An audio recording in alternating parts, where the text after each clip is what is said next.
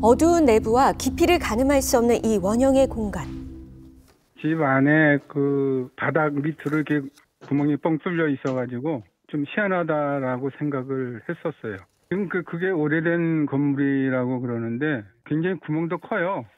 이 조그만 구멍이 아니고 굉장히 큰 구멍인데 그런 거는 처음 봤죠. 사진 속 공간이 집 내부에 있다는 제보.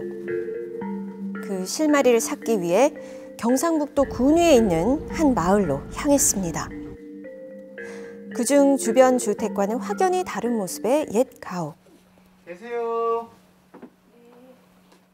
집 안에 구멍이 있다고 해서. 저희 집에 큰 구멍이 있습니다. 아, 여기에요? 예. 큰 구멍이 있다? 집주인을 따라 안으로 들어가 보는데요. 여기입니다. 주방 한가운데 우뚝 솟은 이것. 제보 사진 속 공간이 맞는지 확인해 볼까요? 오, 진짜네요. 점차 그 모습을 드러내기 시작합니다. 둥근 원의 형태, 내부는 텅 비어 있는데요. 그 안은 끝이 보이지 않을 만큼 깊어 보입니다. 집은 산지는 거의 10년 다 돼가요. 한 9년째. 둥그런 구멍이 있어서 정말로 저는 깜짝 놀랐어요. 근데 어떤 용도로 쓰는지까지는 제가 생각을 잘 못 해봤고요. 집 안, 그것도 주방 한가운데에 자리한 이 정체불명의 공간. 도대체 누가, 왜 만들어둔 것일까요? 오늘의 미스터리 앱, 옛 가옥에 숨겨진 비밀 공간에 대한 이야기입니다. 1900년대에 지어져 벌써 100년의 세월을 간직한 이 집. 비밀스러운 공간을 직접 보기 위해 찾아오는 사람들. 실제로 이곳을 볼 때마다 놀라움을 금치 못한다고요. 너무 신기하죠. 처음 보니까 뭐 깊숙한 동굴을 캐야 되겠나? 처음에 딱 봤을 때. 무엇보다 어떤 용도로 사용된 곳인지 궁금한데요. 그때는 그냥 도라모통 이렇게 세민 둥그렇게 해가 무슨 저장고인가 싶었어요. 그래서 여기서 곡식을 저장하나? 아니면 뭘 저장하지? 10년 전 오랫동안 사람이 살지 않아 지금과는 전혀 다른 모습이었다는 가옥. 이 공간의 정체 또한 알 수 없었다고요. 이곳을 직접 본 사람들의 생각을 한번 들어봤습니다. 폭격당하고 이러면 숨은 곳이라고 나는 생각됩니다. 오히려 더 보면은 그때 당시에는 외모에 방공을 이래 해가지고 사람들을 외모 사람들 보이게 숨기려고 한 건. 일제 강점기를 지나온 100년 가옥. 언제 어디서 받을지 모를 공격에 대비한 방공호는 아니었을까요? 군사 관련 전문가에게 그 가능성을 확인해 봤습니다.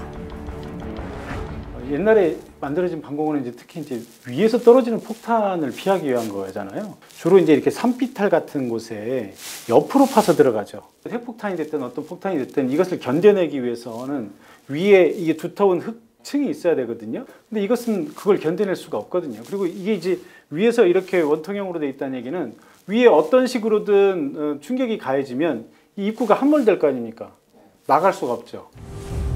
해당 공간은 여러 조건들이 맞지 않아 방공호로서의 역할을 하기엔 무리라는 것이 전문가의 의견.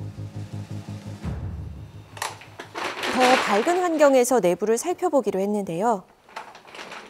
입구의 아래 촘촘하게 잘 쌓인 돌들이 눈에 띕니다. 이어서 바닥 쪽을 보자 뭔가 반짝이는 것이 보이는데요. 놀랍게도 물이 고여 있었던 겁니다. 그 위에 있는 거 다 집어난 거 다 들으시고 이렇게 보니까 물이 있더라고요. 물이 반 정도 넘게 차고 있었죠. 4번을 소방호스로 4번을 퍼냈어요. 이 신비롭고 아득한 공간의 정체는 바로 물을 길어 올릴 수 있는 옛 우물이었던 것. 물의 양도 상당해 보이는데요. 과연 깊이는 어느 정도일지 측정해 봤는데요. 꽤나 깊은 곳까지 들어가던 줄자. 무려 5m가 넘는 깊이의 우물이었습니다. 우물 안 깊은 물속의 모습은 어떨지 궁금해지는데요. 혹시 특별한 뭔가를 찾을 수 있지는 않을까. 수중 카메라를 깊숙이 넣어보는 제작진. 오랜 시간 촬영을 시도했지만 찰흙 같은 물속 어둠에 더 이상 확인은 어려웠습니다. 그런데 밖에 있어야 할 우물이 왜 주방에 있는 거죠? 우물. 예.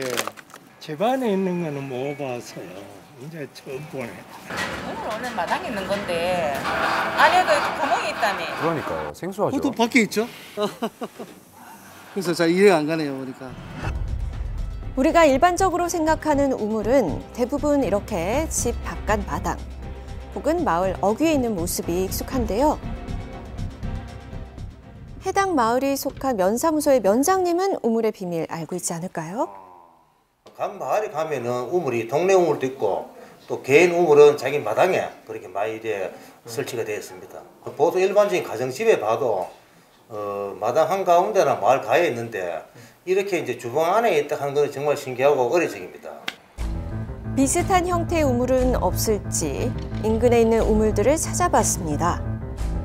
하지만 모두 집 밖이나 이 마을의 공동터에 자리 잡은 모습이었는데요.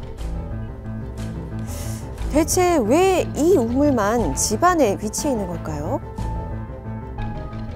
전 집주인과 어렵게 연락이 닿았습니다. 우물 있는 집이 그 일본 사람들이 지어놓고 살다가 일제시대 때인데 해방이 되기 이전인데 어떻게 아버지가 그 집을 샀는 것 같아요.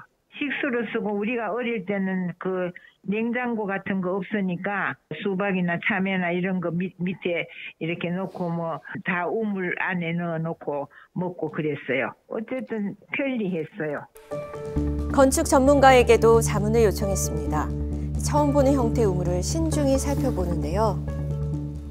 우물은 이 집 밖에서 마을 사람들이 공동으로 소유하고 관리하고 사용하는 그 이웃 공동체 생활의 중심의 역할을 하는 게 보통입니다.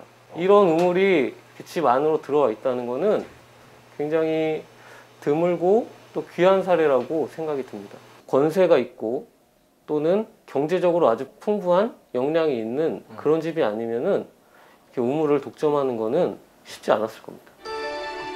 집을 먼저 지은 후에 우물이 생겼을 거란 추측인데요. 그런데 하필 집안 주방에 우물을 지었던 걸까요?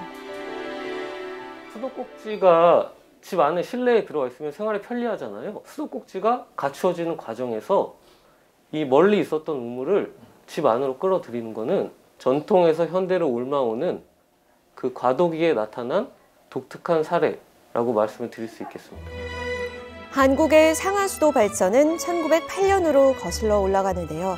최초의 정수장이 생겨 수돗물이 공급된 시기와 맞물려서 나타난 형태라는 것입니다. 이제는 점점 그 자취를 감추는 우물들이기에 주방 안 우물은 더욱 특별하게 느껴집니다. 잘 관리돼서 오랫도록 남아있길 바랍니다. 지금까지 미스터리 M이었습니다.